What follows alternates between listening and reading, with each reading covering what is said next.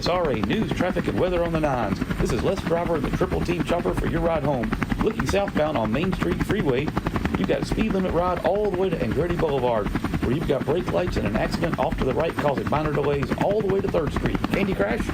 Candy Crash here, looking at your downtown ride, and it's all fine through 4th Street, but there's a big pile up at the Midtown exit ramp. There's loads of spectator delay while emergency crews untangle an overturned car in the center lane. There's a car fire on the right shoulder at 6th and Hill Streets, and fire trucks are on the scene to put out the blaze. Take the WeatherTech Bridge as an alternate route. Monica?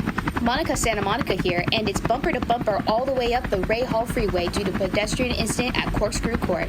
Ambulances are on the scene, and it may be a while before the road is cleared. People who live in infield estates can expect a long drive home. The northbound traffic at the Rainy Street exit has heavier than usual volume for your ride home. You may want to leave a little early. Les? Hovering over Interstate 10, traffic is backed up for miles for fans arriving early for the big GT3 race this evening. I would avoid the west side entirely as the race is a sellout. Once you get past the off-ramp before 11th, it's a smooth ride all the way home. Triple Team Traffic is sponsored by Track Racer and Go Setups. Track Racer and Go, a great combination when you want to get comfortable and go fast. Back to our KSRA news studio for more news and weather. Of another Sim Racing Alliance season. It's been a long break, and we're back.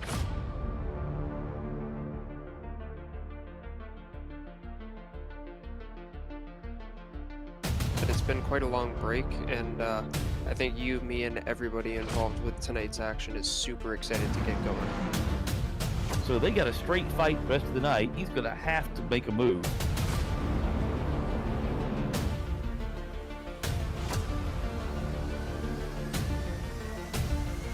That's a puncherino.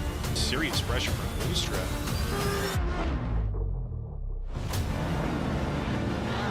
Trying to switch on the inside. Sweeney goes on the inside for the defense. Oh my goodness, right in between. He's going to dive to the inside of both of them. They're going to go 3 wide corner.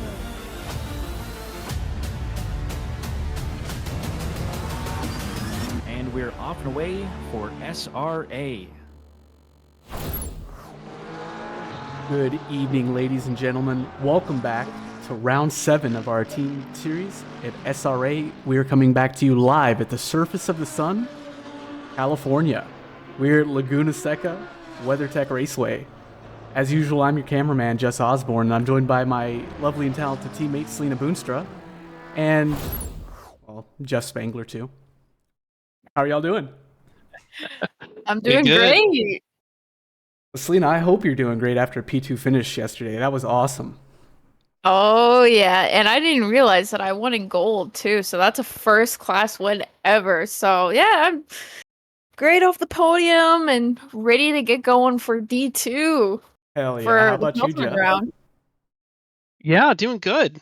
Last night's race, bottled quali, started 15th and ended up 8th. I really do not like this track. I have to say I like it a little bit better now that I've actually spent some time here. Surprise, surprise. Yeah, looking forward to it. How was your race, Jess? Well, 8th is kind of hard to be mad at.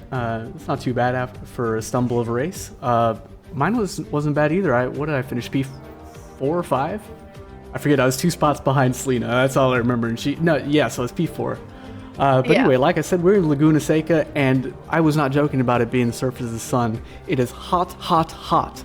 The air is hot, the track is hot, the sun is out, and our drivers are going to have one hell of a time keeping their car in the groove, so to speak. Here are our driver standings right now. Kelvin Lau leading the way by 36 points over Ian Wheeler, leading Jared Troxler for our top 3 right now, overall and in gold. Matt Anastasi, Brandon Chan, and Brian Anderson leading the way in the silver division. And for our team standings, CJ Meeks and Ian Wheeler, the pair to beat. They've got a large but not insurmountable lead over Madhouse Racing's Redwood Dinkas of Kelvin Lau and Brandon Chan. And they've got quite a lead over Deliciously Different, Jared Troxclair and John Carbo in the McLaren. So I'm not expecting much of a shakeup between P2 and P3, but maybe P1 and P2 for the team standings at least. Looks like a 2-horse race at this point. Yep. And I can hear it already. Can you hear it?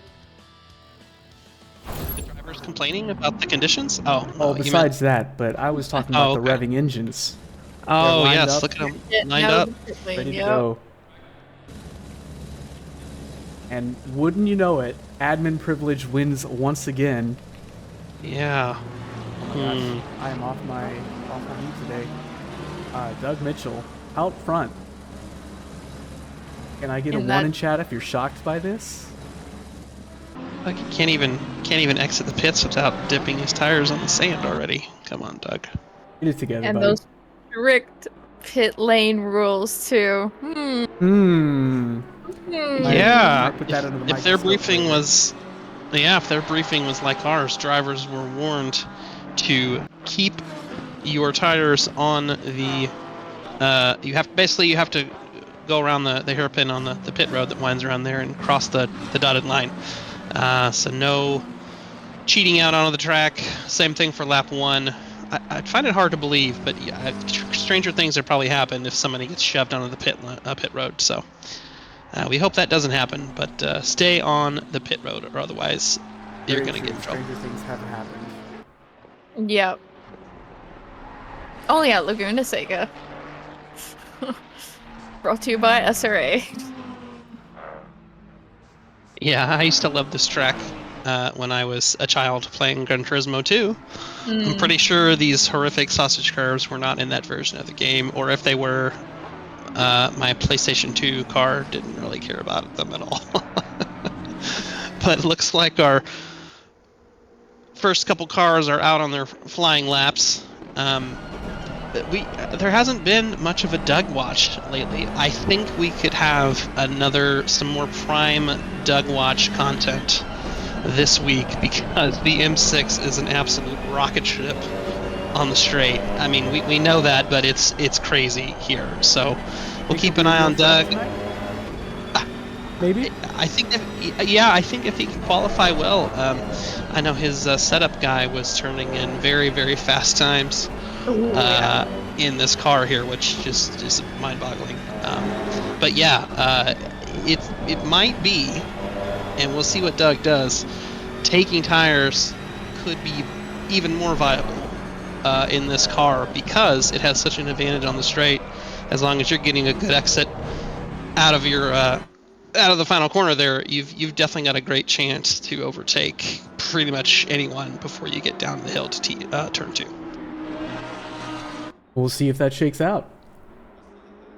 What's this Defender Shark already yellow flagged in the middle of his lap, or at the end of Sector 1? Losing crucial time in his qualifying stint. What do we say to that? Sorry? You can't park there, sir. Already. Not even 3 minutes in. Doug Mitchell setting the bar at a 1 minute 24 even. Not too shabby from a washed up has-been. Colin Dunham, though, immediately putting up 200ths above him. And Matt Anastasi knocking them both down. They just keep coming in faster and faster. Here's Damiani now on top for now with a 22.9. Almost a half a second on Matt Anastasi.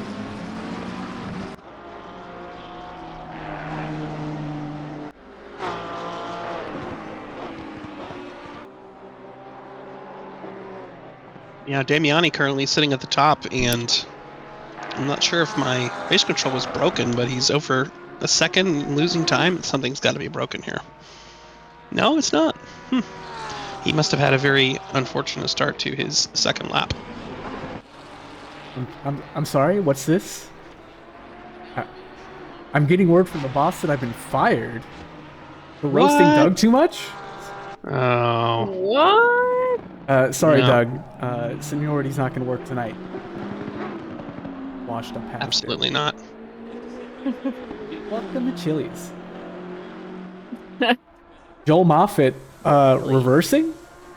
Who told him to put it in reverse?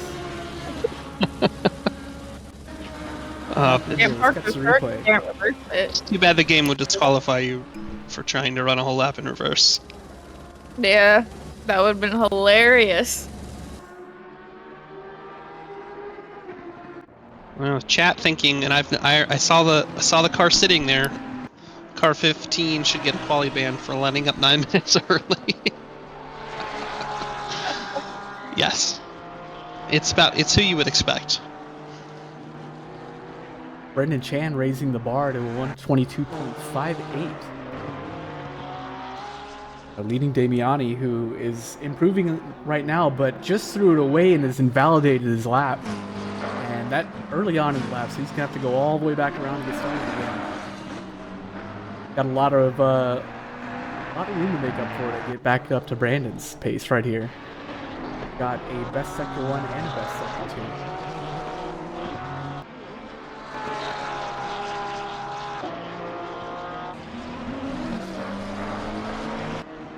Oh, Matthew Higgs was improving quite a bit this lap, but just lost most of it going through the corkscrew. All of it now coming out of the corkscrew. What a treacherous track this is. You feel like you're going fast, you push a little bit too hard, and suddenly the car is doing exactly the opposite thing you want it to do. Yeah. He's going to come across the line with no improvement, unfortunately. Brian Anderson having much better luck. He's up a half a second, and he pushes too hard, and he's off track. Wouldn't you know it? Yeah, I hate to see it. Gets him every time. Yep. Yeah, I feel like this track, it's kind of like you've got to thread the needle on every single corner, and if you miss to the inside, there's probably a giant sausage waiting to kill you. Yep. If you miss to the outside, you're gonna go off the track. If you get more than 2 wheels off the track, you're gonna spin. So it's very treacherous, and you can see our temperature is 36 ambient, 45. I think that's like 115 degrees Fahrenheit, which is crazy on the track. It's scorching out.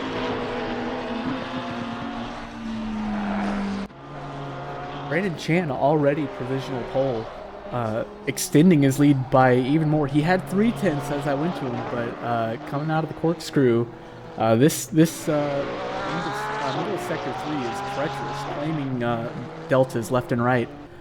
But he will have a modest improvement, extending his lead up to a 22.4. Higgs, another car going backwards. What happened here? Dipped his tires and was half spun and went across the track.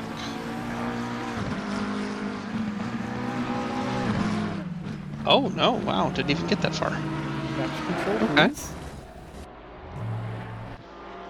Yeah, he might have been trying TC0 out of the last corner. Wouldn't be the first driver we've seen doing that. One of my fellow D1 competitors. I'm fairly certain he had pole in the bag and he decided to use TC0 anyways. A little unadvised if you ask me, but yeah, spun around coming out of that last corner. Yeah.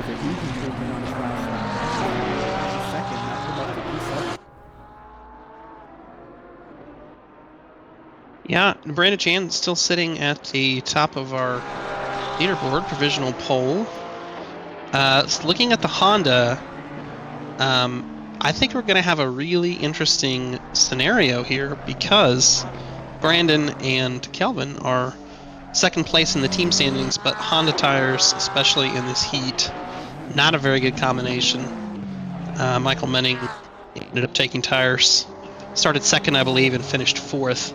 So they're going to have a lot riding. I have to imagine that they will be splitting their race and taking tires around the halfway mark just to survive. So yeah, it'll be very interesting to see how the traffic plays out for them. You think they'll really have to? That really puts them on the back foot, because as most of us hypothesized, and a few of us found out the hard way, it doesn't really work that well. Yeah, it doesn't always.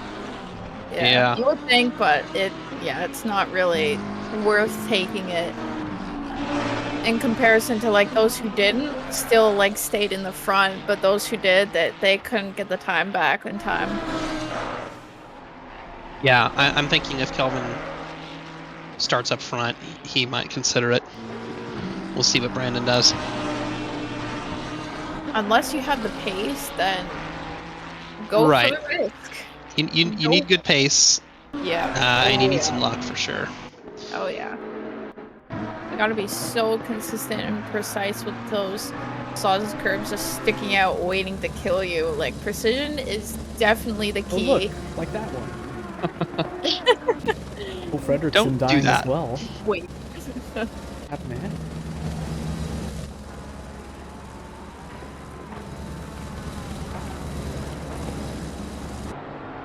Oh, his rear end just keeps going, swinging.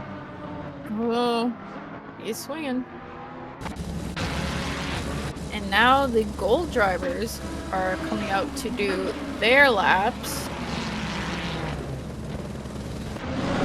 Jason Allen being at the front, following the coach, Michael Jeffries, Adam Santana, Lana Gervais, and so forth.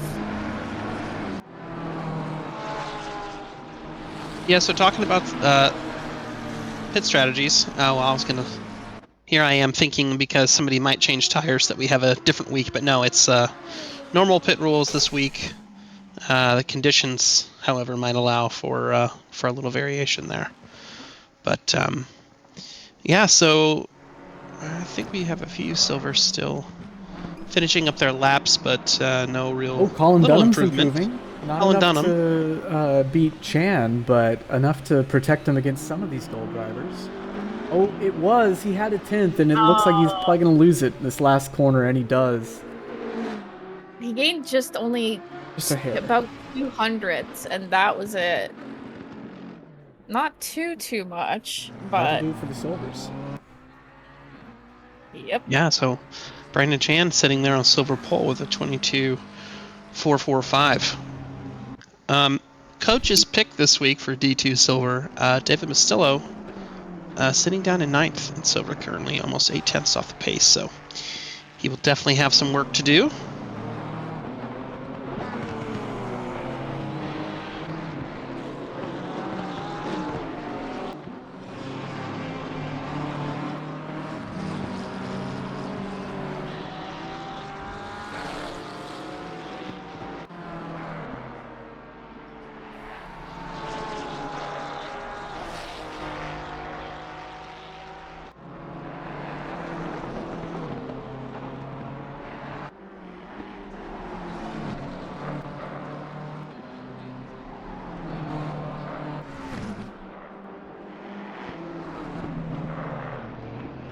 Purple Cobra saying, gotta watch out for those quali bands. Ask me how I know.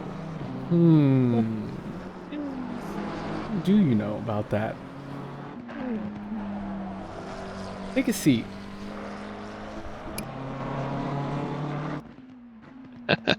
Why don't we go on board here with Jason Allen, as I believe he's wrapping up his first flyer. But he will give us a tour of this not-so-lovely circuit. Jason Allen putting in a 23.36. I mean, there's really nothing easy around here. This turn... Nope, it's all treacherous. No. Yeah, it is. Especially with those sausage curves, because those are really deadly. Like, you really have to get on the apex as precise as you can, or else, bam, you're right into the sausage curve, right in the air, and right into the sand. Quite deadly. Yeah. That little bump we just saw him take is about as much as you want to try to get away with. Oh, yeah. Even that turn down there, I mean, there's just sausages everywhere. This right here, hardest corner on the track. I think it's the funnest. In my opinion. Funnest? Yeah, you kind of chuck the car, well, at least the portion. Just little ride the brakes just a little bit, release, and just throw it in there.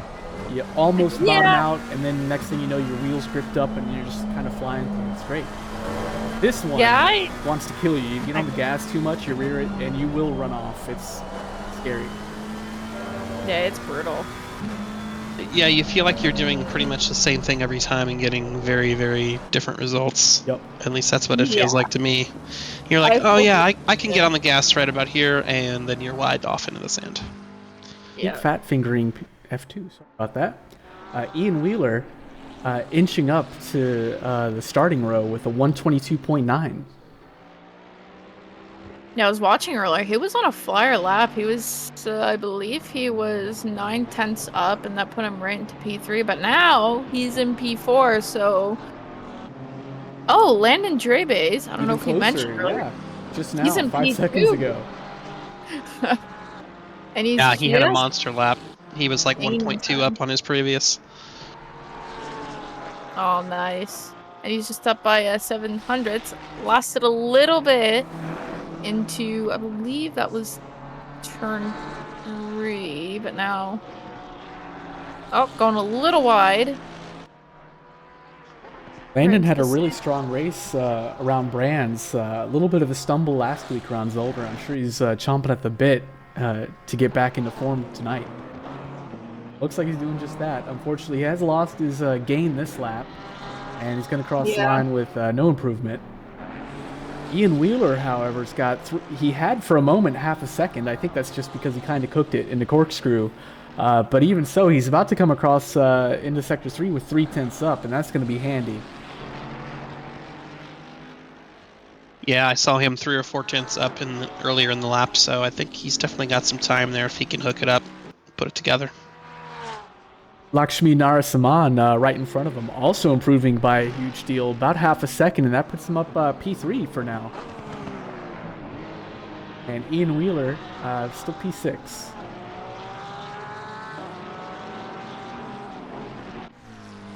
Jared Troxclair jumping up to P4. And Guy Manperson, not to be outdone, about to pull out even more of a delta. He's got 9/10 in his pocket. That's going to be good enough for maybe P2. He loses a bit on the last corner, down to 8/10 improved. Oh, it is so close up here that 1/10 was the difference between 7 spots. Or 6 spots.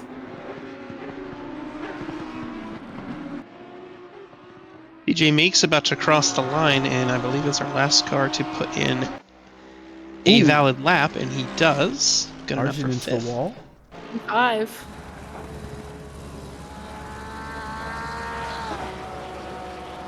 Yeah, Landon Drebes, I believe he might have gotten pipped by CJ Meeks during the practice session just before, but the fastest time for D2 on the leaderboard is the coach vault into 2nd place.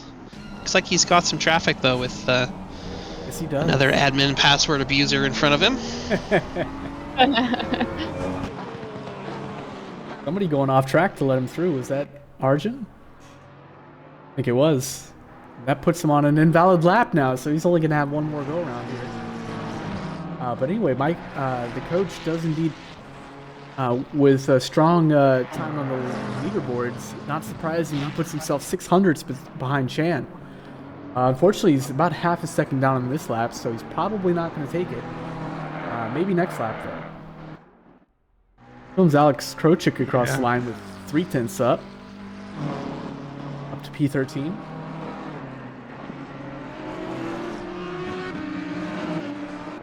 Lots of red on the timing screen right now. Yeah. Brandon Chan is still clinging to pole. Praying right now. We'll see. As the track was 44, now it's 45. It hasn't swung up or anything, so the track should be getting faster, shouldn't it? It's optimum. It should be. After the silvers went out. Oh, Eric Marecki.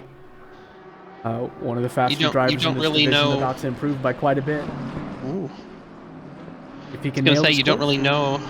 Go ahead. Sorry. You don't really know. Yeah, you don't really know what the simulation has done in terms of like when the track went optimum. But just like there's varying degrees of other track conditions, there are varying degrees of optimum. So, but the tires are your enemy here, even in a 10-minute quali. You want to get one of your good laps in, maybe lap 3, maybe lap 4. If you're pushing around lap 7, tires could be not feeling the greatest.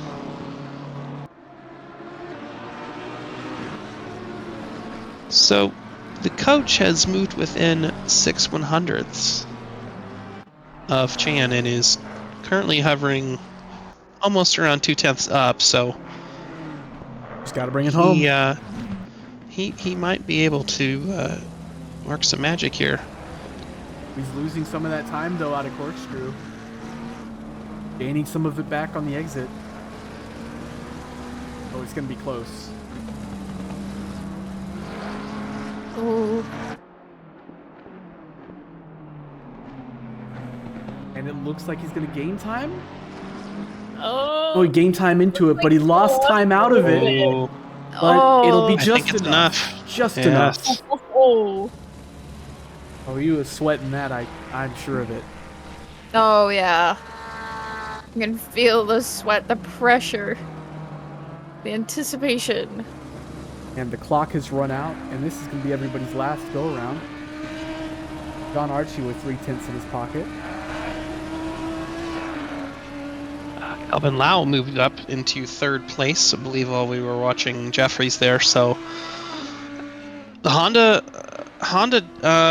Madhouse boys are in a good spot, I think.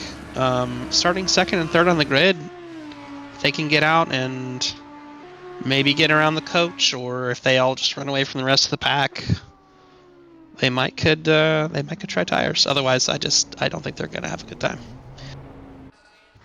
But that's just me.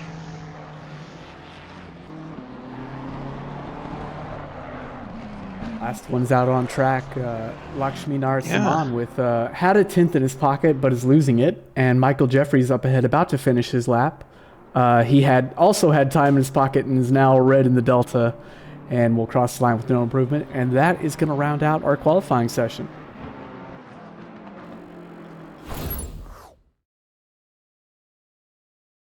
Yeah, Arjun was close there. He had a 2/10 for a little while, but that sector 3, it can undo your lap very, very quickly. Yeah, it's a killer.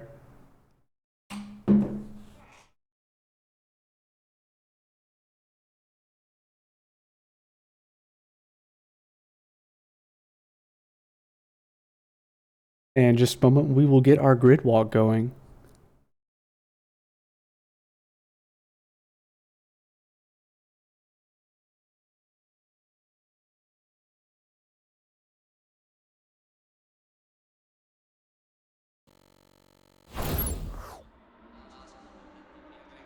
Michael Jeffries leading the way, putting in solid times and a lot of practice, clearly, and paying off. Brandon Shan starting P2, and his teammate Kelvin Lau P3. These two looking strong tonight. Jared Troxclair in P3, Landon Drebes P5, DJ Meeks P6, Lakshmi Narasimhan P7, Jason Allen in the mellow yellow McLaren P8, Colin Dunham P9, John Archie P10. Finishing P2 last night, out of nowhere, last week, all of our P1, 2, and 3 qualifiers did not finish the race 1, 2, and 3. Eric Marecki came out of nowhere for a win, and John Archie was right on his tail. Guy Manperson in the Audi in P11. Ian Wheeler, uncharacteristically, outside of the top 10, P12. Nick Sand in P13. Alex Krochik looking pretty good tonight in the McLaren. You must forgive me. Which Secum is this? We got 2 of them. I believe that's Jared Secum. P15 in the BMW. Can confirm it is Jared. My boy, Paulie Hartman in the beautiful Champion Motorsports Ferrari. Excuse, yeah.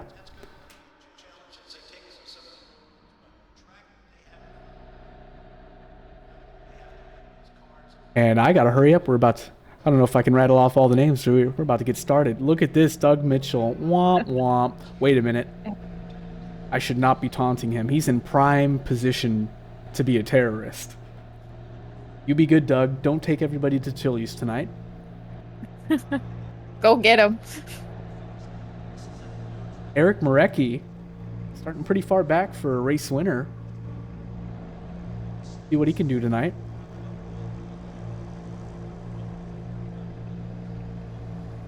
And we are rolling.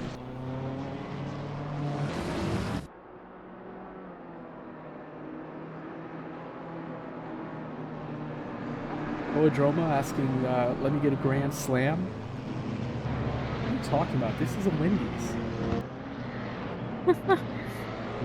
You know, what is up, Denny's? I'm not too sure why we're talking about Denny's, but that's why Koa wants a grand slam, I guess.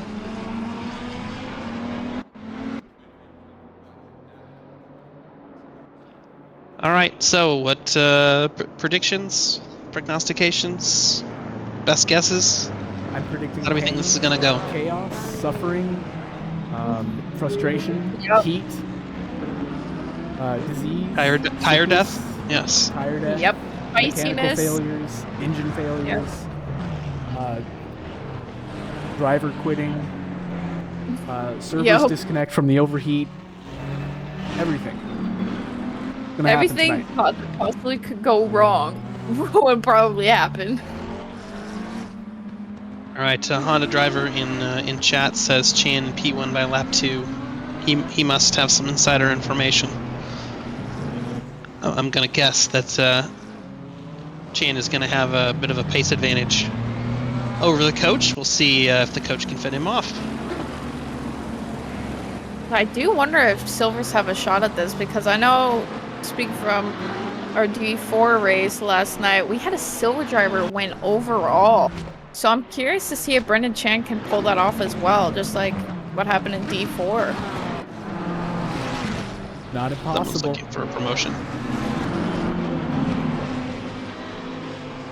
He's right there in P2, so Yeah. anything's possible. Just have to believe. Believe.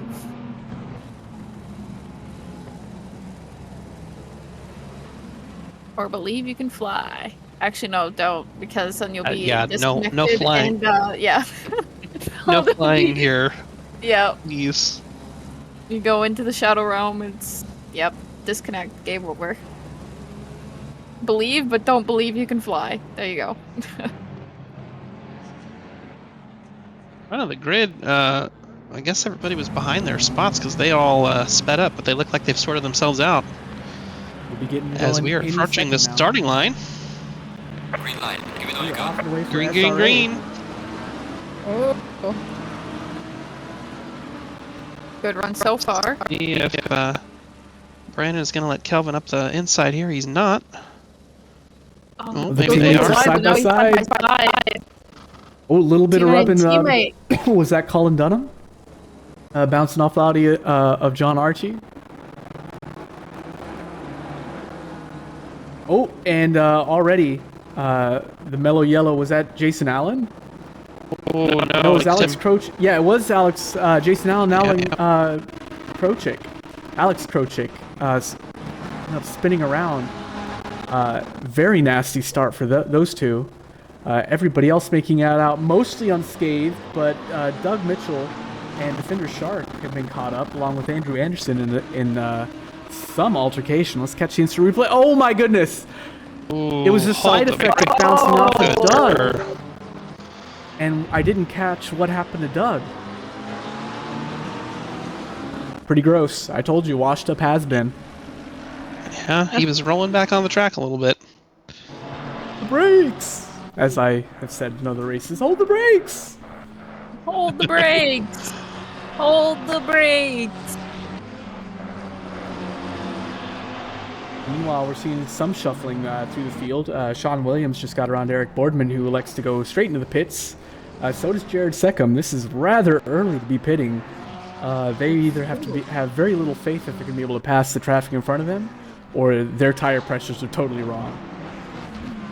Which is hard to believe, considering the quali was even hotter, but maybe they forgot to adjust. Yeah, I think from D4 experience, I remember seeing few drivers pit real early and nothing happened to them, so I don't know. It's quite the gamble pitting like a lap early or like one lap in earlier. Well, pit lane here is pretty short. If you're just doing a splash and dash, even if you're repairing a little bit of damage, you're not going to get lapped or anything. So lap 1 or maybe lap 2 at the latest. If you're going to pit early, you should have done it by then. Otherwise, you're going to come out in the traffic of folks that have elected to pit early. So yeah, looks like everybody is getting back out on track. Oh my goodness. Was that? Goodness gracious. In Nearly sending shambles. it into the back of Ivan McCroton and Fredrickson. Let's see this from his point of view. Coming in the braking zone. Oh, coming in real hot. A lot of overspeed. And he manages to dodge and go around the outside of him. McCrote managing to turn to get out of his way just in time. Really good spatial awareness from both of them, honestly, avoiding the contact there. Oof. A couple other folks diving into the pits. Looks like our 3 pitters on lap 1 possibly repaired a little bit of damage or maybe missed their box. They were stopped for 5 or 6 seconds each. Jason Allen trying to get around the outside of Joel Moffat into turn 2, not finding enough speed to do so. And I believe I saw just a moment ago Douglas Mitchell with an unfortunate drive-through penalty. Ooh. Ouch. Oh, That you hate to stings. see it. Oh, and look at it. Joel Moffat went a bit wide into, what was that, turn 5? And Jason Allen tries to follow him through, takes a narrow line through the apex bounce, spins him, and gets collected by a few other drivers who are fortunately able to keep rolling. Oh my goodness, let's see this from another point of view, another camera angle. Ryan Hinton just Or maybe lost just the the rear, but it looked, it went right into the wall. Oh, and he went right to the garage. Oh no, it was an incident after an incident right there. Oh, Oh, and another looks like one. they clipped. Yeah, right at the end. Clipped Jason. Goodness, incidents breed incidents. I said everything. Well, I didn't say everything. I listed everything I thought would happen, and I meant it. This track is treacherous. It's going to pull out the worst out of everybody. I mean, last week's track was no slouch either. It is a bit of track versus driver, more than driver versus driver, but here even more so. Everywhere you look, it's the enemy. And then you're doing that in an oven. Good luck. exactly.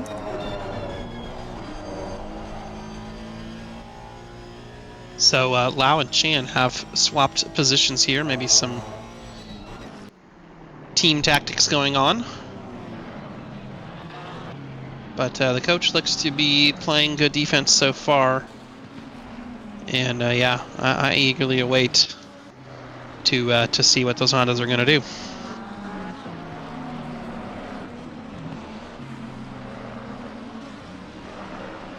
Lots of close pairings of drivers following each other through corkscrew. Always an exciting part of the track. Always guessing who's going to be braver on the brakes, who's going to be braver on the exit. And speaking of braveness, Drapes is right behind the back end of Brennan Chan, just waiting to go on the inside, but he doesn't send it because there was no opening whatsoever. It's very close though. Just by a 10.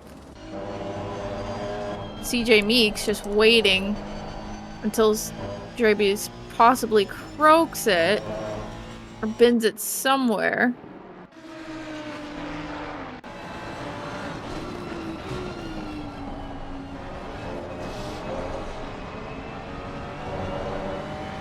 We're 4 laps in. We've still got a rather close train for the top 10. Sean Williams into the wall early into his lap. What happened here? Oh no. The sausage curb. That's what happened there. Oh, and he loses it even more trying to get back on track. There's just no steering out there. Oh. It's brutal in the sand once you're in there. Oh, we got another victim. Ian Wheeler is in the sand pits at the start of Sector 3. Or in the middle of Sector 3 after corkscrew. Did he get too too optimistic. Too much speed into there. Yep. Whoa. Lost the rear end and then snapped in the correction. Oh. And it looks like he's going to be lucky Classic. to only lose a couple positions, a few seconds out of this. He's going to have no damage. He's gonna pit. Yep. Dive into the pits, Classic, cool those classic tires Merc off. snap oversteer, huh? Yep. Could have been worse. Yep.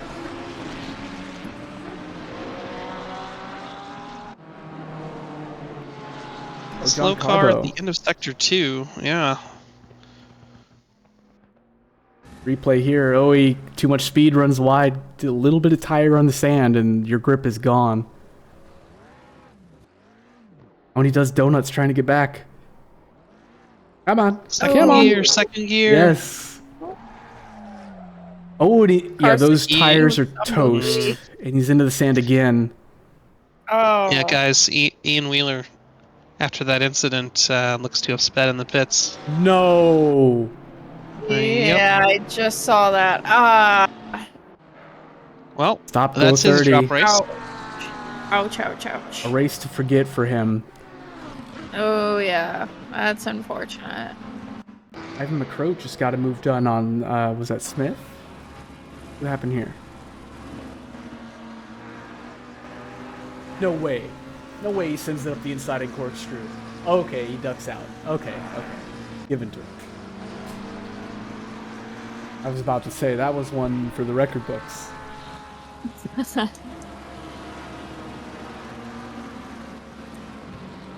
With drivers starting to dart into the pit, we've got a much less exciting grid right now. Pretty much the only close battles are in the top 12. And we've got a 3-second gap opening up, starting with P10. Ian Wheeler into the pits to serve as stop-go.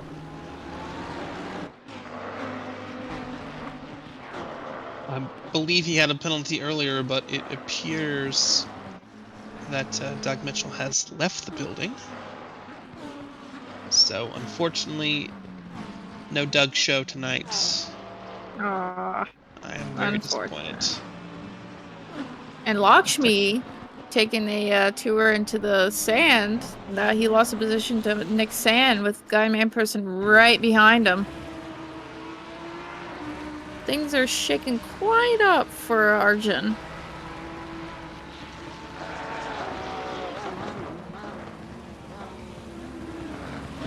As he opts to pit quite early on into the race.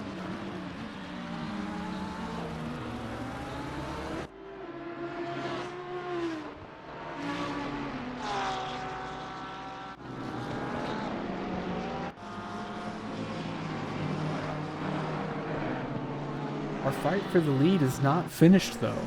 We haven't checked in with them in about 10 minutes, but Michael Jeffrey still in the lead, with Kelvin Lau and Brandon Chan close by in tow.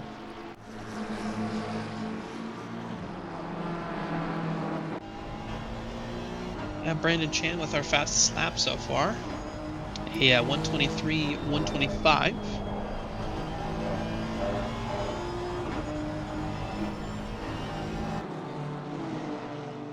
Oh, Mastillo losing out to Wilson. Let's catch this move in the instant replay.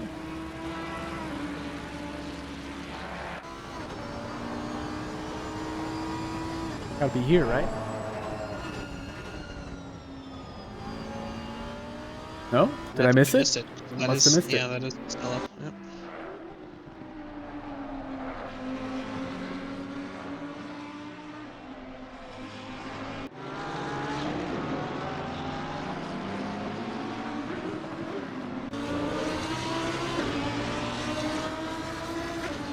As we watch this Audi kind of walk away from our Lambo here, Lambo definitely not on the good end of the BOP spectrum this week, with I believe it's 40 kilos, or was it only 30? Anyways, the heaviest car here. I'll have you by a know good all margin. BOP adjustments in SRA are perfect, even before and after revision. But here's Josh Damiani coming out of Corkscrew, and he catches a little bit of that bump on the exit. and snaps both ways and ends up backwards. This could be a lot of time lost on his race, and his tires are not going to be appreciating that. Certainly not.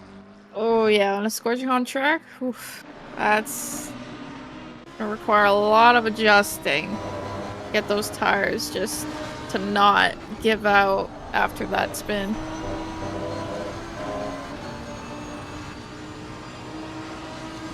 Some Lambo on Lambo action here with McCroat closely following his Madhouse cousin Matt Higgs through the biggest gimmick in racing, the corkscrew.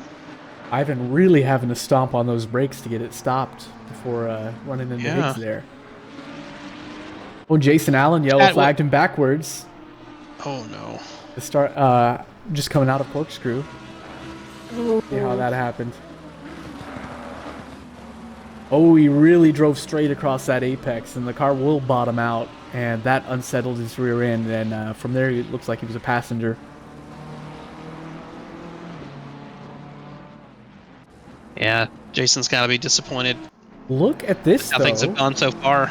Landon Dreves, well, first off, Brandon Chan has set current lap best lap with a 123.1. Michael Jeffrey's not too far off that, neither is Kelvin Lau. But Landon Dreves has reeled them in. I was going to pipe up earlier that the top three are having their own little fight, and Landon Dreves is fighting to be best of the rest, but he's actually getting in the fight for the podium now. And he's bringing CJ Meeks along with him. Yeah, our leaders are actually hitting lap traffic, so I'm sure that has something to do with it. Yes, it does. As there is a car. John Williams first, and here's John Carbo now at the apex. P2 wanted to get around him. Oh. It's like the parting of the Red Sea. Cars running wide, I think. Yeah, the one lap car. I think that was Sean Williams jumping in the sand to let him through. John Carbo having to go really slow, losing a lot of time sacrificed on his end to let these leading cars through. Very kind of him, but man, it's painful. And one more to boot. But the fight goes on.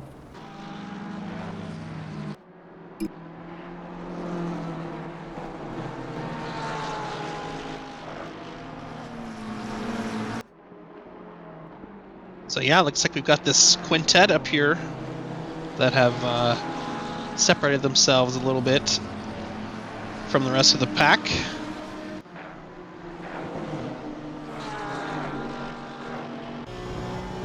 Chat, what do you think about Laguna Seca? I feel like it's a pretty divisive place.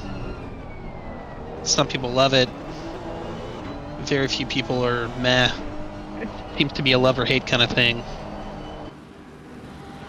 What do you guys think? I personally enjoy it.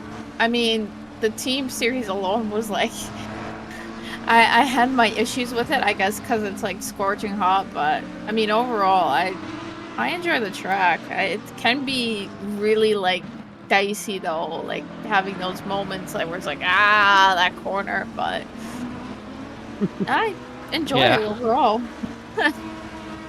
I really like it. I just think the conditions were bad.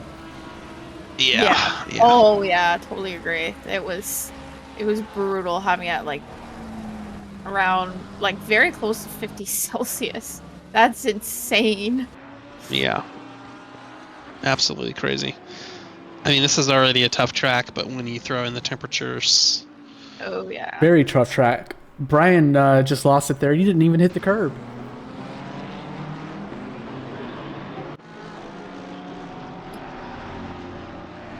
So White Bison in the chat. Track is dead to me. Still love it though. Go to track. Once I figured out the corkscrew, it's fun. 0 out of 10. And White Bison says the sausage killed me and allowed Selena to win. Selena, can you comment? And I didn't want to say it, but yeah, it's true. He's right. The curb did win the race for Selena. Yeah. Yeah.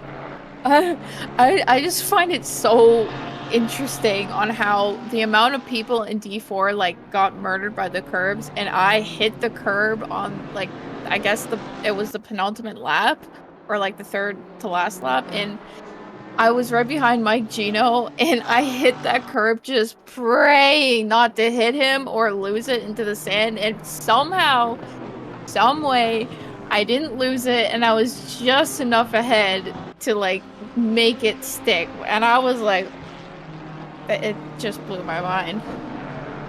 But curbs are still deadly nonetheless, as we've seen.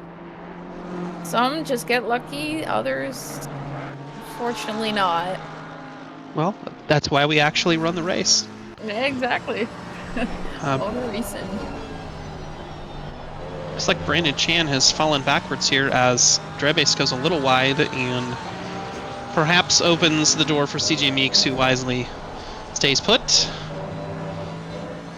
And it looks like he'll lose a little bit of time going up the hill. Dreve's taking But, that line yeah, just Brandon- like I was describing earlier. You brake a little, brake late, coast a bit, chuck it in, and you're flying. The Porsche just takes it. Yeah. Takes it very well. So we're 18 minutes in. Gotta be feeling tires already. As we cut away there, it looks like Brandon Chan off. A little waggle I saw there. Brandon Chan has lost out. I'm gonna have to cut back to that. I just caught the replay of Josh Damiani passing Fender Shark, both in the McLaren. Yeah, Let's I don't think we need to go. I don't think we need. Oh, okay, no, I do there want you to go. catch it. You passed from me. Right, so Brandon Now just Chan, a little 30 wide. seconds back. Ooh, yep. That's gonna lose him some speed there. Yep. A little wide, and then it started all the way back there, and a little waggle. And it looks like he just lost 2 spots. I think he's probably happy that that was all it was.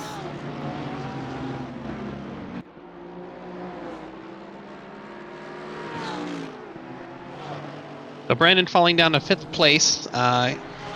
His next closest silver competitor, Colin Dunham, in the 444 car, is what, 2, 3, about 5 seconds back. Ooh. Ooh, last week's race winner, Eric Marecki, getting claimed by the sausage. Into the beach. When doing donuts, his tires are not going to like this. They're baking in that sand. Oh. I just thought sausages and bacon. Everyone's out for breakfast, apparently. I mean, it's literally, well, my time, because apparently I'm in the future, 11:06. I guess everyone's taking an early breakfast. Well, it's hot enough out there to fry an egg for sure, so. Yeah, exactly. It looks like all this time, Michael Jeffries has turned on the turbos. He has not set the new best lap, but he is consistently lapping faster. He's pulling out a gap on Kelvin Lau.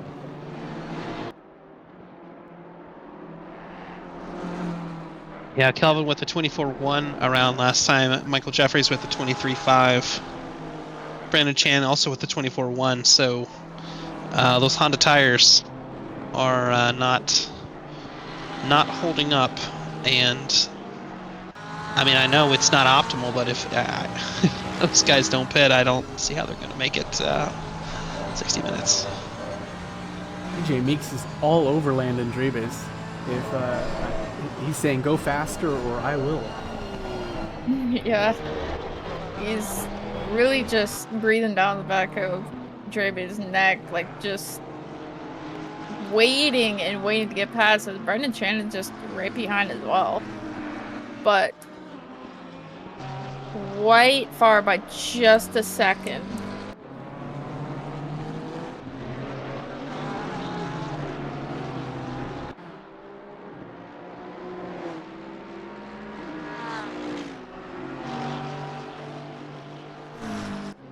Purple Cobra is saying probably starting to see blisters at this point. On the tires. Maybe. Honestly, I didn't feel the tire wear killing me that bad until like 40 minutes into the race. Yeah. That was the part where I was like, I'm no longer pushing. I'm just trying to finish where I'm at. Yeah, I had to put it in TC4 and then pop it into TC5 by near the end, and the car actually felt pretty good after that, but it was still really sketchy nonetheless. That's a hot track for you. And it's Yeesh. claiming What another happened to one Guy at Man turn person 2. here? We're catching the replay right here, Ooh, and it yep. looks like he turned Wow. too hard while braking, or broke That's too a new hard one. while turning. You come up with your own perspective there, and just spun it right in the middle of the track. You can do that here. Oh, yeah. Oh, and we nearly have contact here. Ivan McCrow diving up the inside of Matthew Higgs, who had a pretty poor turn 5. Let's replay this. Easy to do. Oh, yep, got that curb. Oh, yep. Oh. I think Ooh. there was like an inch between their two front bumpers. That was amazing. Good job by both of them to not make that any worse than it was.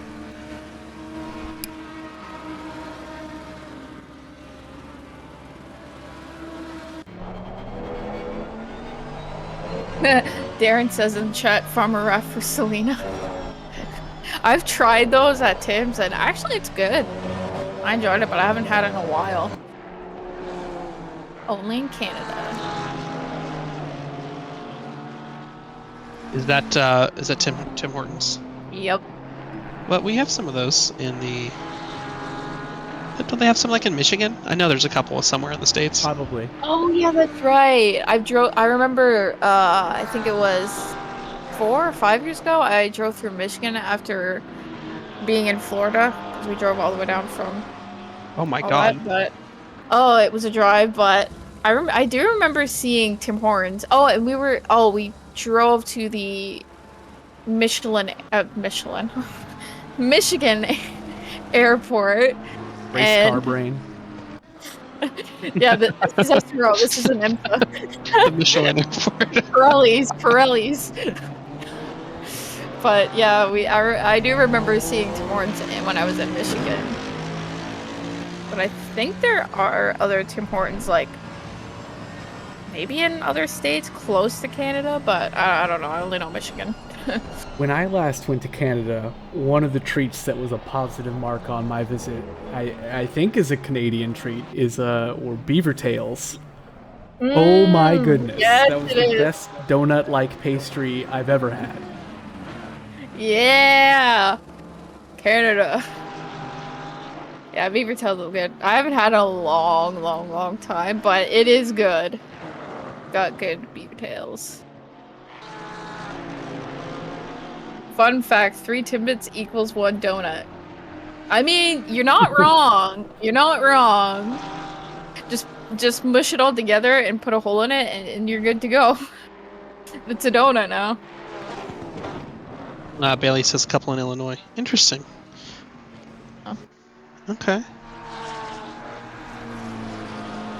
Beastly also says, Timbits are goated. Indeed they are. I enjoy my Timbits whenever I do eat them. Not often, but whenever I do get the treat, feel like having some, I'll get chocolate and the sour cream glaze. Those 2 are my favorites. Those are really good. And the birthday cake one. Those are good.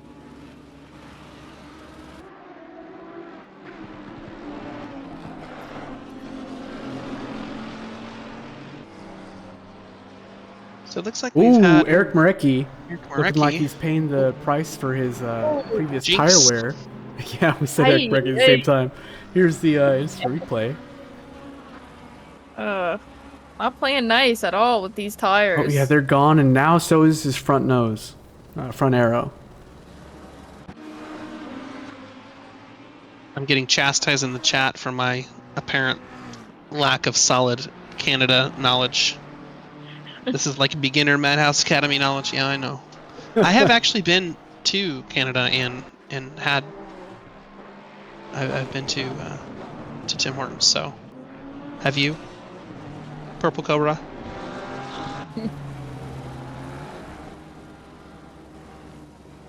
Mareki looks like he's going to try to limp this one back to the pits. He is off the track, moving quite slowly, heading towards the corkscrew with traffic moving very quickly. But it looks like they have cleared him, and he survives the corkscrew. Just barely clattering over that last apex. Yep. So he's got one more. I believe that's, yep, guy, man, person coming up behind him, but it looks like he's going to be able to get into the pits without further injury. Yeah, Making sure to brake quite early. Yes. The last thing he wants is to stop go 30 on top of that. Yeah, kind of hard to get in these pits when your cars want to turn left. Andrew Anderson into the pits. Thanks to the traffic report earlier, Andrew. I was going to say, I wonder how he's liking the weather. I hope the audience appreciated it too. Help them get to the stands and see the show on time. We saw that traffic was brutal.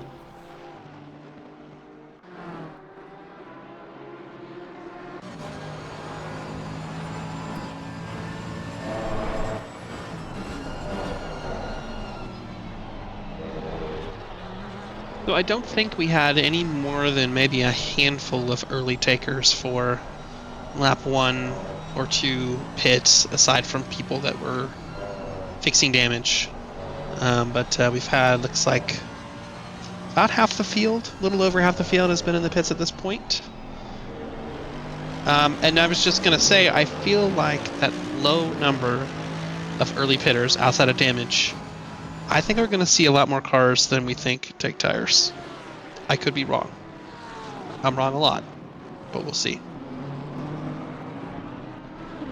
Oh, CJ Meeks nearly setting it up on the inside of Dre Base, but didn't get the job quite done, as he just didn't have enough cut. Oh, and Dre is just losing a little bit, having a little bit of squirrely time with those rear end Porsche tires, and lost the position. Oh, he's to gonna CJ cut Meeks. back But though. as I say that, side by side, CJ Meeks having the, oh, not the overlap.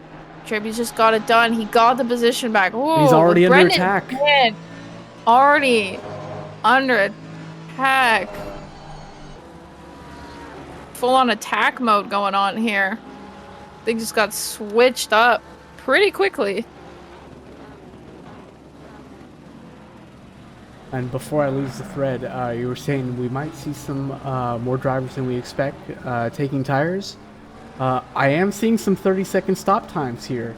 Ivan McCroat, Mastillo, Andrew Anderson, Sean Williams, Ian Wheeler, all stopped for 30 seconds. Eric Marecki, 54 seconds in the pits, but that's because of a penalty.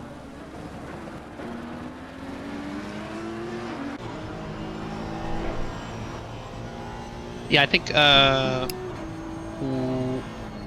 Wheeler picked up the stop and go 30, so I think that was his last time in the pits.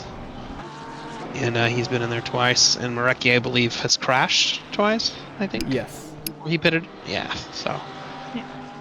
But yeah, this is the crunch time here for CJ Meeks, as he is still under fire from Brandon Chan. Alvarado saying tires not doable, overtaking too hard. I tend to agree with you. Yeah. Here's a replay of Krochik getting passed by his teammate Josh Damiani. They're running wide. Oh, and Seckham runs wide as well at the same time, letting Wilson through.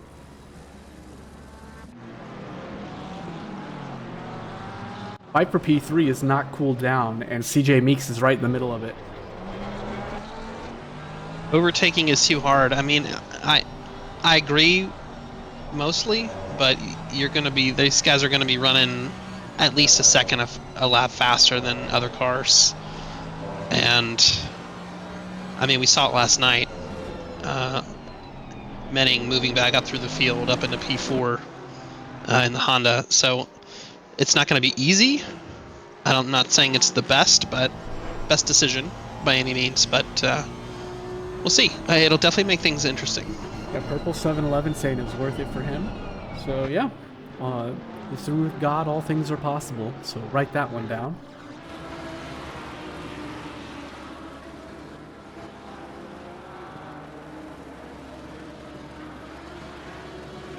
Brandon Chang clearly pushing to reel in CJ Meeks, getting a little squirrely there on that exit.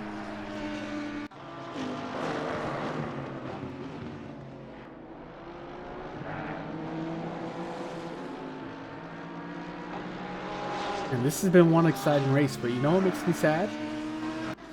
No content for Doug Watch. He was in prime Oh, position to be yeah. a terrorist, and he washes out. I still can't believe it.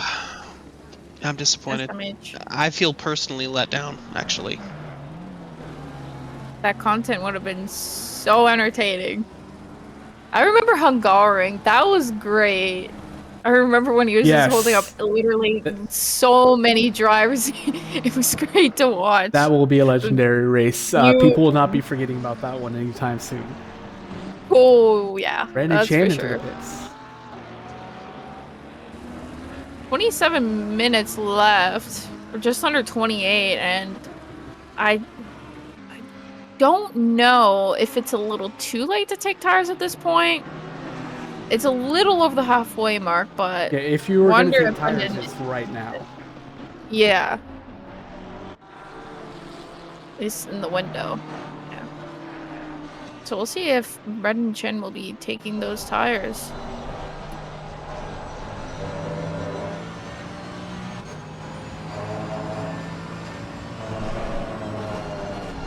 And he did not. He was only stopped for 3 seconds.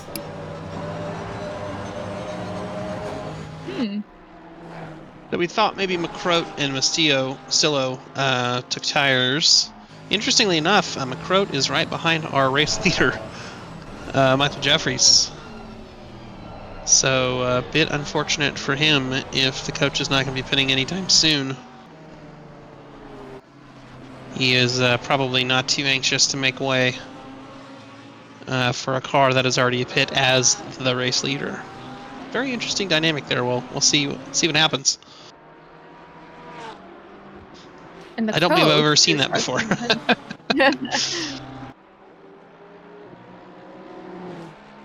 Landon Drabe's needed to move Drabe's. over to the side and defend against Troxler. He's got a run on him and is going to beat him to the braking zone. They're side by side. Mercedes on the outside. I don't think that's going to work for him. Unless the Porsche gets massive oversteer on the exit. He gets a little bit. Right It's going to be a bit of a switchback. And Troxler, CJ Meeks is exactly where he wants to be. Nose up along the inside. They make it side by side cleanly without bumping. But CJ Meeks with the narrow line was not able to beat Drabe's next corner. And he's back where he started. That was a white knuckle sector one for them. Oh. That was the last few laps ago that they were going at it, like in the similar corners, and Drabe's once again claiming that P3, still holding off despite all odds from the sand to the like little wobbly moments, still holding on to that podium. Fantastic drive by Drabe's. Oh, CJ Meeks getting a little squirrely out of that exit. And taking a bit of a different line, trying to get a run on him with a wider exit, or wider entry. Not quite working for him because he took too much of that curb. Lakshmi Narasimhan into the wall. How did this happen? Oh, yeah, I saw that, the trajectory. The moment he turned in, he's aimed right at that curb. Oh. Back to the curb. Tale as old as time. Long as old as Ryan. Like, yeah. It's like Sebring, respect the bumps. Laguna Seca, respect the curbs.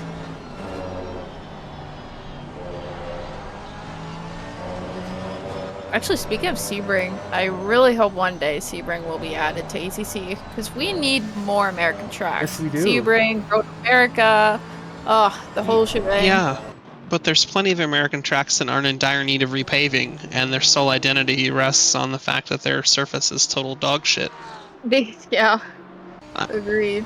Strong opinion, but Lambo teammates Ivan McCroat and Mastillo looking to get around Joel Moffitt, trying to fight back. Going to cover the apex for the exit. Boys. But I don't know if that's going to stop this Lamborghini from driving around the outside of him and taking the inside of the next corner, and he does. And Joel Moffitt sinks to P26. And the teammates remain united. I saw my moment right there with Joel Moffat. I thought he was going to take that curb and just pray for the best. Very clean racing by the both of them. Chat asking about 745. I guess that I'm guessing that was a recut to his. Yeah. He's got the pace to be in the top 10, but he's just had a couple unfortunate incidents with Barrier. And CJ Meeks our good friend Barrier. in the pits, looks like he's done his splash and dash, and he is away. And He's will off still be in front the of way. Brandon Chan. Brandon Chan's gonna win. Right? Yes, he is. Yes. I think so too. Yep. Another silver driver winning overall. And the teammates are reunited, CJ Meeks and Ian Wheeler. But, Yep, 6-second stop there for Meeks. on different laps, unfortunately.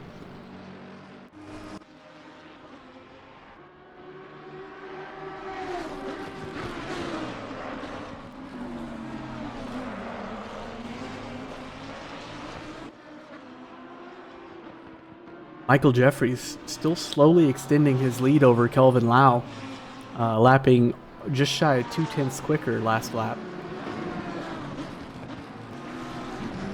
And as for traffic that he's got to get through, he got around McCroat and Stillo, but he's got another train of cars in front of him that he's going to catch probably before the race ends, unless he pits.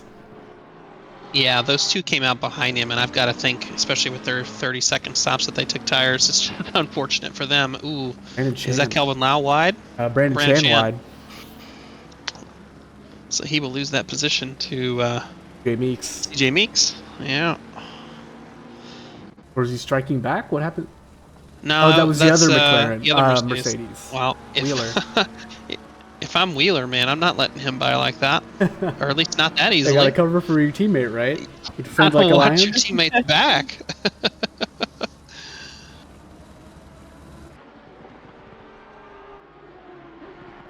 If Kelvin gets within 2 seconds of Jeffries, he might win by a better pit. Yes, he very well could. That's going to be tough, though, as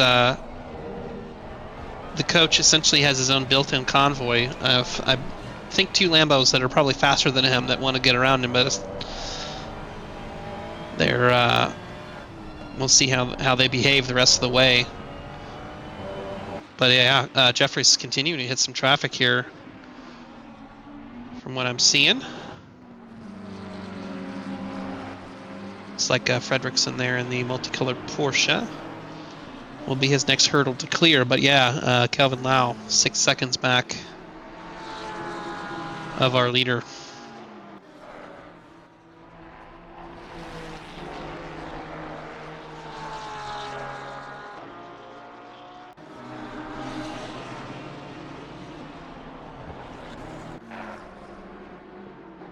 Yeah, two guys we haven't really mentioned tonight. Paulie Hartman in 8th and Matt Anastasi in 9th position, up 8 and 10 spots so far, respectively. I think Ivan McCroat just capitalized on Fredrickson getting out of the way for our race leader, and Fredrickson just sank to P24. Sneaky, Ivan. He wasn't holding the door open for you.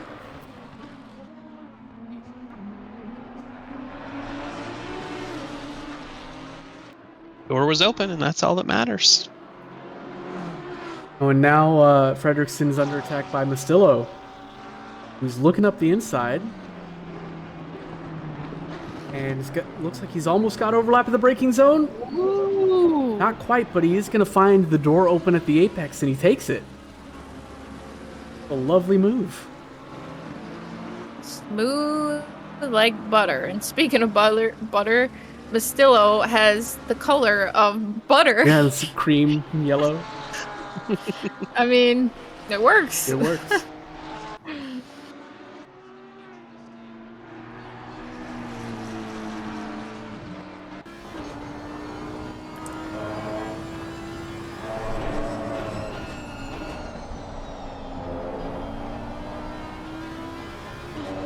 Ron Archie trying to reel in Jared Troxler. Doing so at a pace about 0.2 per lap. Paulie Hartman into the pits.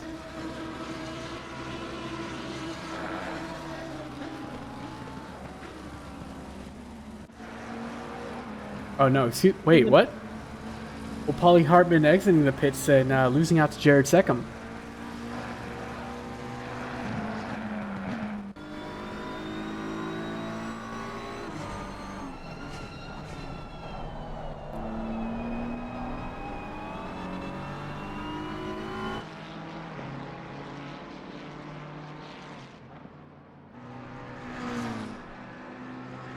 Oh no, Oh, Narsaman lucky. with his third incident of the night into the beach.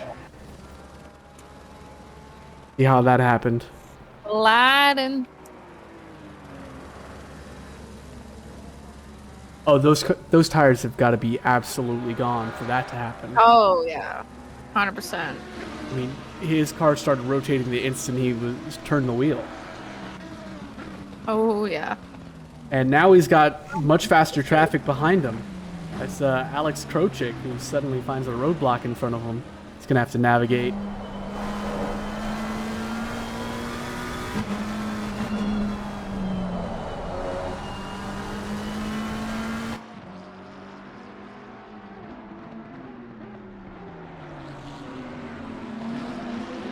Maybe next lap.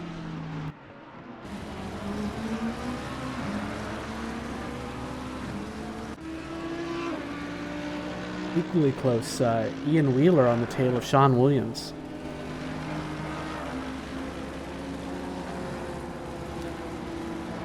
These McDonald McLarens are getting into it tonight. They really are. Sean Smith losing out to McCrow. Catch that move.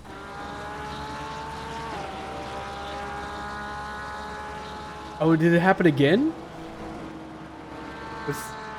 Did he capitalize on somebody opening the door for a leader? He did. But we got yellow flags, Fredrickson and Sean Williams. I might be late to this.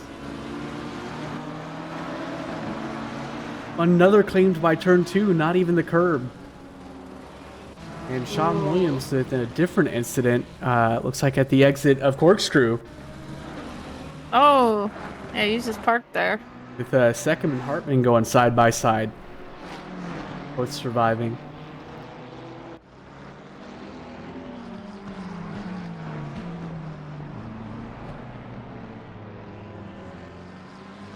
Yeah, I've got to think McCroat would like to get around Coach to keep moving up through the field, but this has got to be the next best thing if you're just riding his coattails. DJ Meeks just got around Guy Manperson. Let's see how that happened. Oh, that's how he dipped a tire off track. A little bumpy, lost a whole lot of speed. And there's nothing he could do about that one.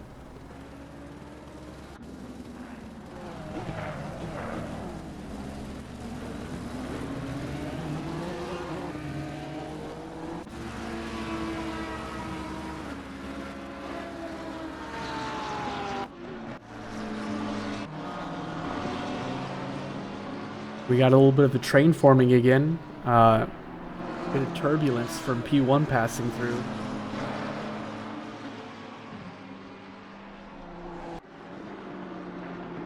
Nick Sand into the pits.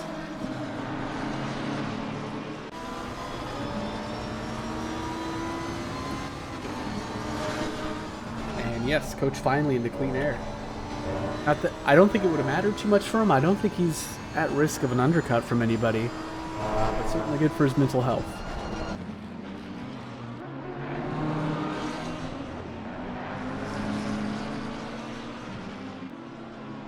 And it looks like Jason Allen beats Nick Sand exiting the pits.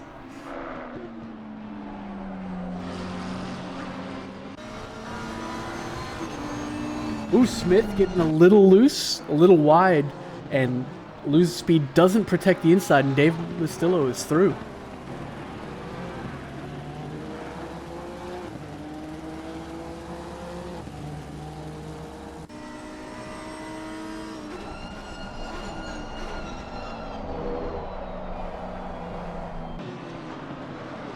John Archie into the pits.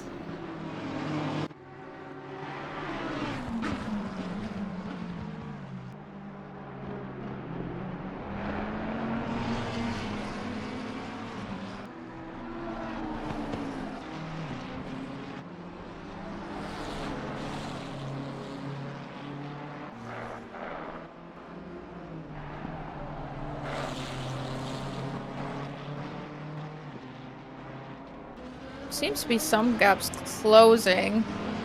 But just, I believe, a few laps ago, there was decently big gaps. Not big, but not close enough for a battle. Yeah, not many people within arm's reach right now of each other. Yeah.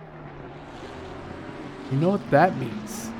It means it's a good time for me to give a huge thank you to our SRA sponsors and our title sponsors for supporting us here at SRA, as well as support from Documise, a modern business solution for product management. Go to documise.com to learn more today. And support from Retro Saga, a North American-based gaming company that provides accessories for your favorite classic systems, including Nintendo, Sega, PlayStation, and much more. Enhance your retro gaming experience today at retrosaga.ca. And a big thank you to our affiliates, Track Racer. Experience redefined gaming with Track Racer's high-quality sim rigs and accessories. Use code SRATE at checkout to support us. And Armamentario, a toolbox for ACC that will enhance your chance to win. Enjoy a fully customizable and enhanced HUD to change the way you experience ACC. And To Go Setups, premium esports setups for everyone. Use our affiliate link in our Discord and take your drive to the next level. Next level, like my segues, right? They haven't been this good lately. I had some better ones early in the season. It's still smooth. Gotta feel the lull of the moment. This is a sense of how much carnage there has been. I mean, we've seen Arjun off track, what, 3 times? Yep. Eric Marecki as well. Yeah. And he's still in 18th place.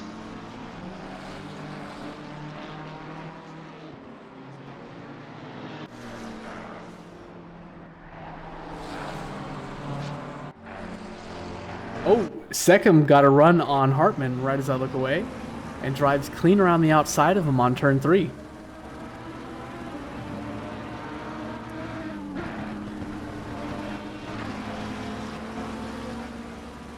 Coach Jeffries with that clean air put in a 23.8, by far the fastest car on track.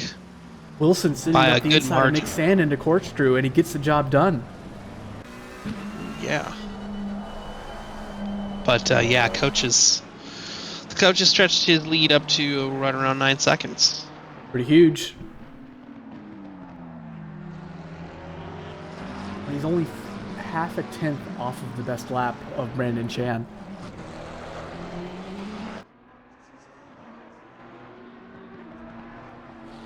Yeah, unfortunately at this stage in the race, I don't think anybody's going to be touching Brandon's fastest lap, which was set pretty early on.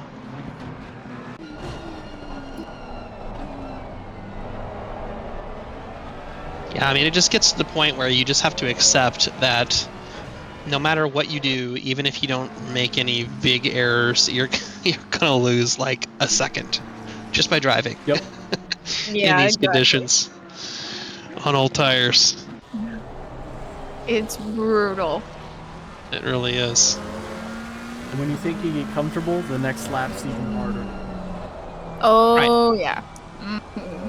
Or you'll throw together, maybe it's not a second loss, maybe it's 7/10, and you're like, okay, that's good. If I can just keep doing that, and then next lap, you lose 1.2 seconds. Yep. It's brutal. Yep. So 9 minutes to go. Only 7 or 8 cars maybe have yet to pit.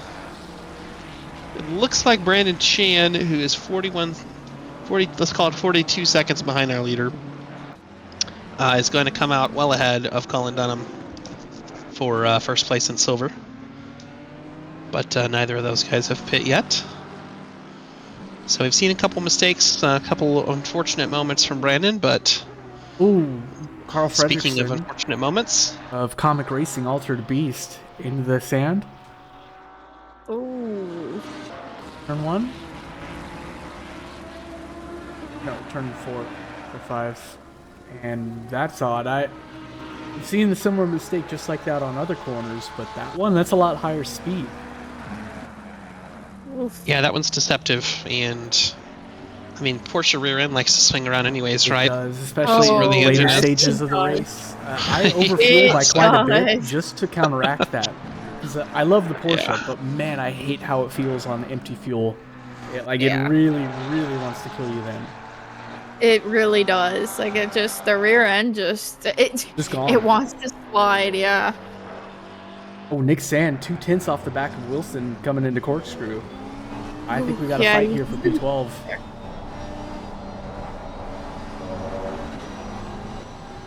I think they were both trying to see how much curb they could take through the corkscrew there. Bumping and Matt rattling. Anastasi into the pits, and Guy Manperson is in front of Brandon Chan. Yep. Oh no, but he hasn't pit yet. Excuse me. That is inconsequential. Oh, Dreeb's yellow flagged. Oh no. Here, looks like he's still rolling. It wasn't too bad. Podium. Still in P3. Let me guess. A little no. wide. A little Did wide. they say- Ooh! Yeah, Oh. right. Ooh. Oh. It's just so tempting to keep your foot in the throttle, but if you don't get back on quickly enough, after that curbing kind of goes away, it's where it'll try to turn you around real quick. In Tokyo, that's right, Cole. Yep.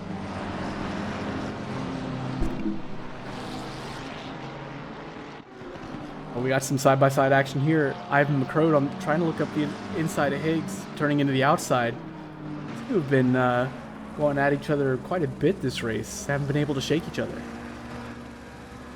Yeah, I want to say the coach might have had a bit of a moment last lap with the 25.8, which is how these guys have caught up to him.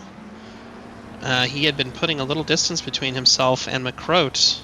McCroat may have had a bit of a moment as well, because I believe he was the closest car to the coach there. Brandon Chan looking to get around Guy Manperson coming into turn 2 braking zone. He nails it. And he is going to get that done nice and easy with a smooth exit. And continue on his way.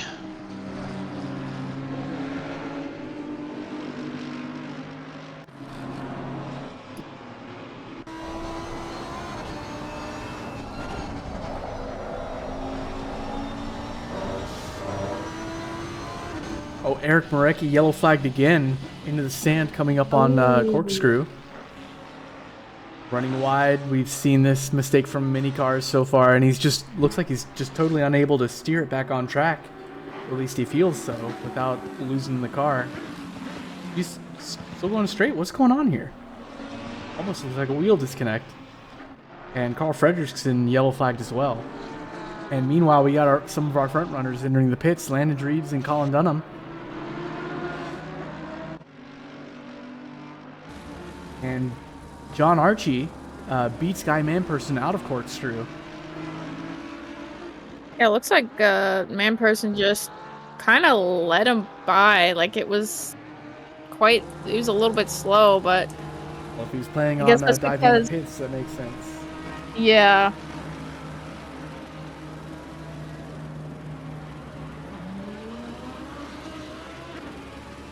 Landon Draby's leaving the pits in front of a blue flag. Nobody 2 seconds in front of Brandon Chan. So I was curious to see what happened to Coach on that lap, and he and McCroat caught Higgs here, who looks like he's really struggling.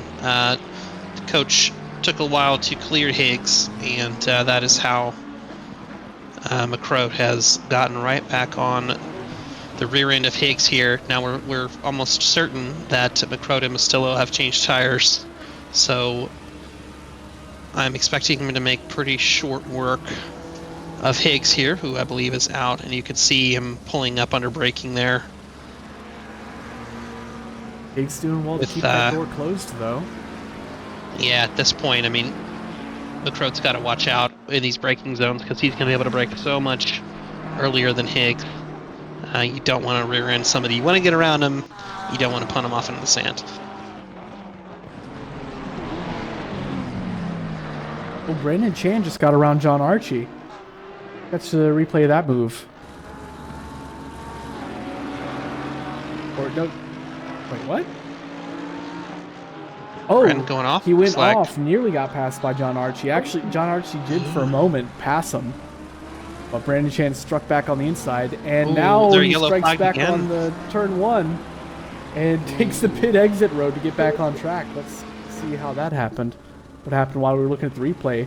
John Archie sends it up the inside, and Brandon Chan tries to close the door. And Yeah. which Mercedes was that just got around him? It wasn't Meeks, it was his teammate. I believe it was Wheeler, the lapped. Yeah, the lapped car. expertly Wheeler. dodging those two. Yeah, tried to shut the door a little late there. Our leader is into the pits as someone is doing donuts there. Not even a yellow flag. Shake my head. Oh, McCroat. Oh. Oh. All right. SMH. Coach is off the jacks and is moving again as the pit window is about to hit a minute, so these guys pretty much had to go in. So Jeffries is out of the pits. Oh, Josh Giuliani getting a really good exit right behind Eric Boardman, but still stuck behind him. But he had a very good exit out of I believe it was turn 6. It was. He just had a boost of energy for a second. I didn't notice it, but CJ Meeks has ended up in second place here. Oh, the side by side. Josh with the send up the inside. And he's got the run to protect the inside. He's going to take the apex of turn 1. Yeah, he's got that overlap done and secured. Yep. Wow. What a send on that final corner. Gotta defend. Gotta respect the driver behind. Yep, and more side-by-side action. I just caught it. I guess Lakshmi had like a little argy-bargy moment with Krochik, but he's now in front of Alex by the looks of it. With Jason Allen falling behind. Eric Boardman reeling in Josh. And we have less than a minute. Final lap with the coach crossing the line in the lead. And he's got a 4-second lead on Meeks. It looks like it's going to be a comfortable win from him. Meeks with a 4-second lead on Kelvin Lau. And Kelvin Lau fighting for his life right now for this P3 with Landon Dreves right on his tail. And with everyone having pitted, we do have a few 1v1 and 3-way battles in the midfield. 3-way fight that we just left for P17. Krochik and Allen trying to catch up to Narasimhan. Seckham on the tail of Nick Sam for P10. And Boardman on the tail of Damiani for P14. Yeah, we saw a couple more oopsies from Brandon Chan, but he has just managed to retain his 7th position overall and P1 in silver, 2.5 seconds over Colin Dunham. So it looks like he's going to get that done if he can bring it home safely. But yeah, unfortunate for Kelvin, he just lost too much time to coach, and we didn't talk about CJ Meeks very much today, but he has stealthily worked his way into second place. And coach is rounding the corner here. And it's going to go wire to wire. Oh, Drave is going, sending it on the inside of the final corner and just tap Kelvin, and side by side. It's going to be a photo finish. Kelvin Lau at the last instant takes it back. Wow. We got to catch the instant replay of that, actually. Wow, that was intense for a second.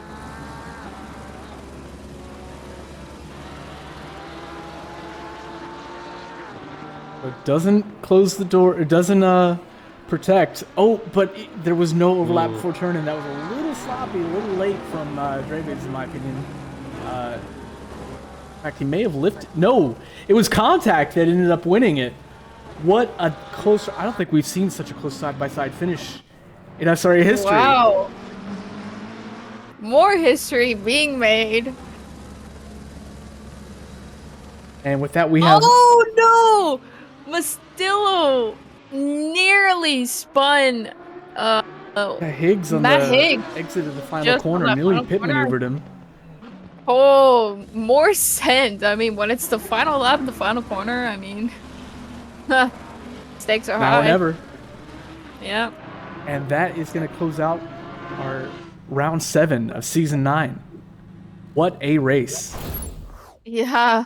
That went by really quickly. Apparently, Laguna is just like that because yesterday's race just went really quickly. Yeah, it flew by. Felt like half an hour. Really did. Yeah. I noticed that when practicing too. You do so many laps here that the time just goes by real quick. Yeah. All right, so let's get our overall winners in here. Meeks, Kelvin Lau, and Landon Dravis. It was them, right? I didn't just lose the results. Jeffries yes. Meeks Lau. Yep. Yep. All right. Well, I will let you guys handle the interviews. I've got to run, but very exciting week and looking forward to more excitement next week at Bathurst. So I will catch you guys later. Thanks for joining us, Jeff. See you then. See ya. Thanks, chat. See ya. Right, I see CJ Meeks. Why don't we get him in here? Yeah. Let's bring him in here.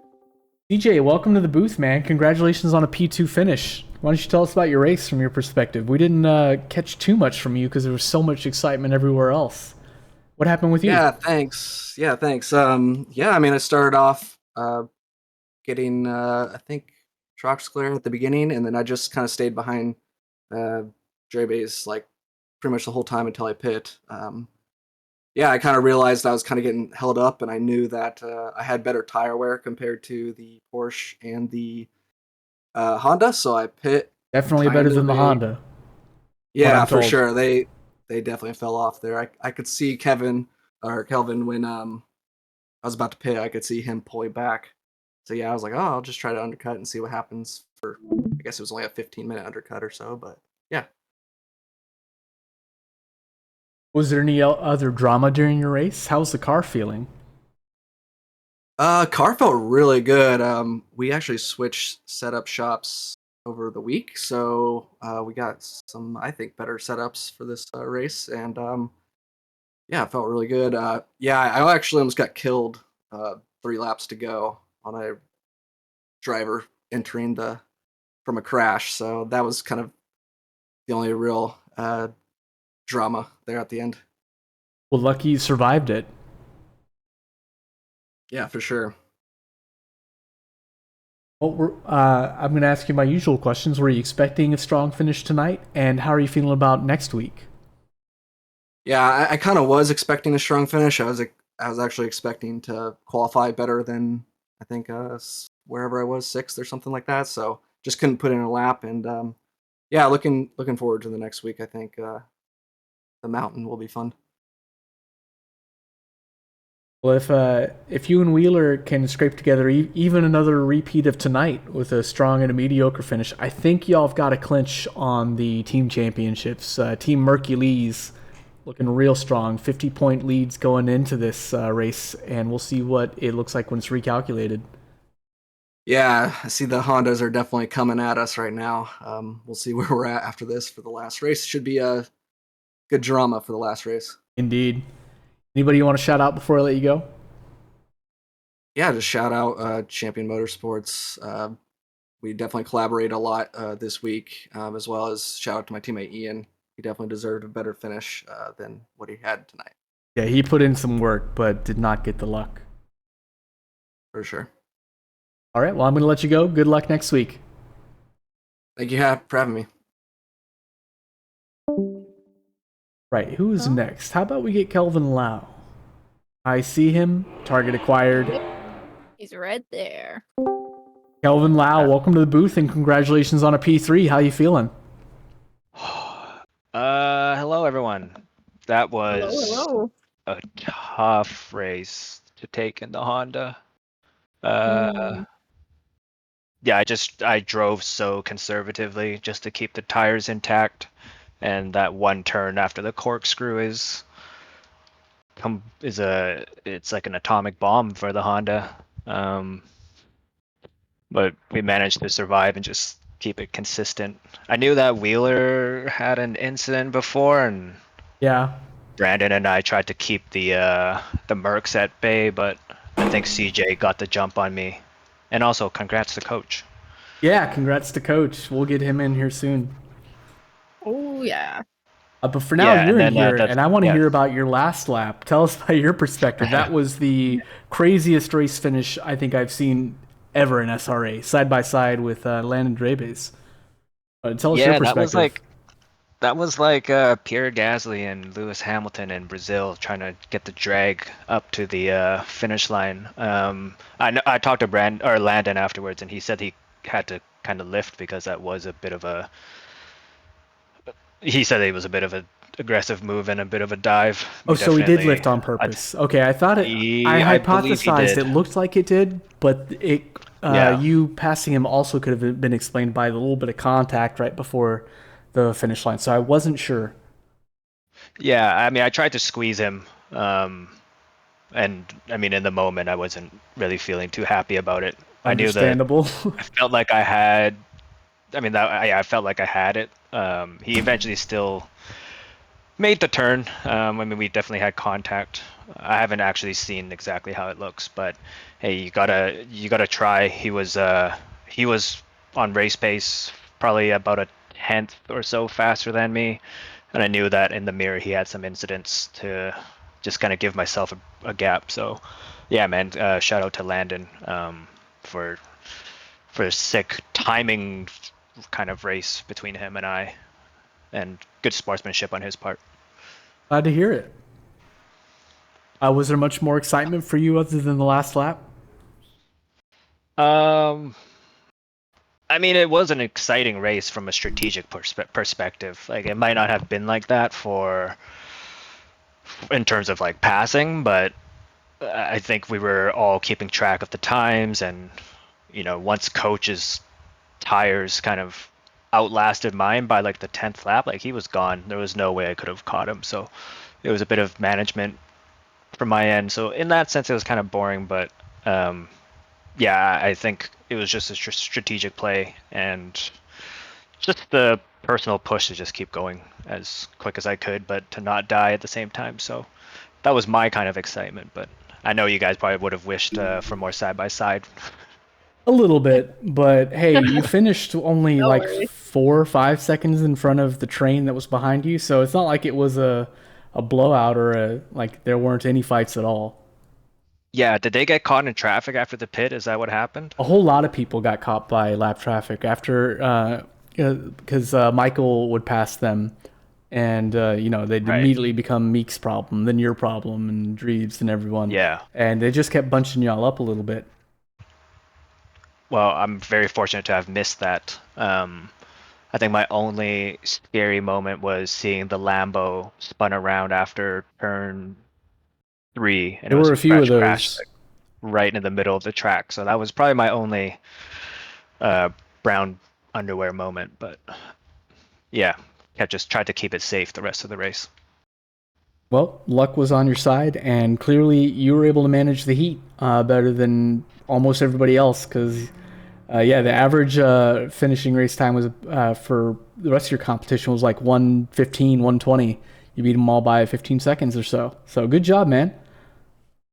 I'm fortunate. I'll take that. I'll take that into the holidays. I wish you guys all the best for holidays, and to the SRA community. Thank you. Is it Jess and Selena on air? Yes. Yeah. Wish you Yep. guys have a great holiday, and thank you once again for all that you guys do. Thanks to you too. Thank you. Anybody you want as to well. shout out before we let you go? It's just the entire Madhouse team, my teammate Brandon for all the support, and Ryan, who really gave me a bit of confidence. Ryan Yee gave me a bit of confidence on one of the practice days. So shout out to the team and just the rest of the competitors as usual for keeping everybody honest. Awesome. Well, thanks, Kelvin. Thanks for putting on a good show, and good luck to you next week. Or, after our break. Or next race. Yeah, enjoy the holidays. Yes. Thank you all. See you then. See ya. See ya. And last but not least, let's find our coach. Where is he? Oh, right, yes. Oh, he is right at the bottom. I see him. Welcome to the booth, the one and only Coach Michael Jeffries. Welcome to the booth and congratulations on a win. How are you feeling, man? You made it look easy. I'm feeling good. Thank you for having me. But I did have an unfair advantage this week. But what was that? Good win. A pair of my new gloves that I've been working on for several months. That explains everything. TripleCentRacing.com. Expect a big announcement in January, and you too could have an unfair advantage. Triple Cent Racing, high quality gloves for questionable quality sim racers. Over to you. I'll take your whole stock. I'm intrigued. Yeah, I just got real lucky this race. Things happened to work out, so I'll take it. As far as battle, sorry, go ahead. Oh no, I was just saying a win is a win. Yeah, well, you kind of dodged all the drama of having to actually fight for positions, but how was it dodging blue flags? Was there any other drama? How was the track conditions treating you? Well, the track conditions were okay because in the last half of the race I had the luxury of being able to take it easy and drive a little more conservatively. Right. But the blue flags did have they caused a little bit of stress. Like I think I came out right in front of McCroat when he pit mid-race for tires. So for half of the race, he's behind me with a lot more pace, but there's no way in hell I'm going to pull over and let him drive by. I think there was another one that it didn't want to yield, so I kind of had to send it into the hairpin to get by him. Well, it's fitting that Ivan McCroat was the source of drama for you, because he was capitalizing on drama himself a lot when cars were getting out of the way as being blue flagged to let the leader through, and he would scooch on right by you there too. that's pretty funny. Yeah, I noticed that he was glued to my bumper. I couldn't get rid of him. But for as much drama as blue flags caused you, it was definitely more for the rest of the drivers in P2, about P6. Those blue flags were definitely causing some shuffles there. Yeah, like I said, I got very fortunate that I didn't have to deal with that, and the other drivers did. So, last questions for you. First, were you expecting a strong start here? You were practicing for this, and how are you feeling about next week? Well, I mean, I felt good about I didn't think I was going to win the race, or I didn't think I was going to start on pole, but I felt pretty good coming into the race. And for next week, that's another track that I enjoy. So as long as I can stay out of trouble, I would expect another decent finish. Awesome. Gotta love Bathurst. That's one of the best tracks for sure. I can't wait for it because I missed my chance to participate in the endurance. So now's my time to get my mountain itch scratched. And it'll be dry, so that'll be good. I'll be sure to wear my Triple Cent Racing gloves again. My unfair advantage. Yeah. Have your people talk to my people so I can get one of those ASAP. Last question for you. You want to shout anybody out before we let you go? Nope, just me, baby. I'm the greatest. That's right. Thanks, Coach. Oh, yeah. That's why your name's on screen right now. All right, Coach out. See ya. And that's going to do it for round 7. We are in an off week next week. Enjoy Christmas. Happy holidays. We will see you after New Year around the mountain. Selena, do you have anything for the audience before we go? No, not really. Just I enjoyed that race. Like Laguna always delivers. Oh yes. Always sausage. Everyone's eating breakfast at like late at night. So there's that. Like, yeah, I really enjoyed it. The comments are making sense now. Yeah. I get it now. Yep. Gotta eat those sausages.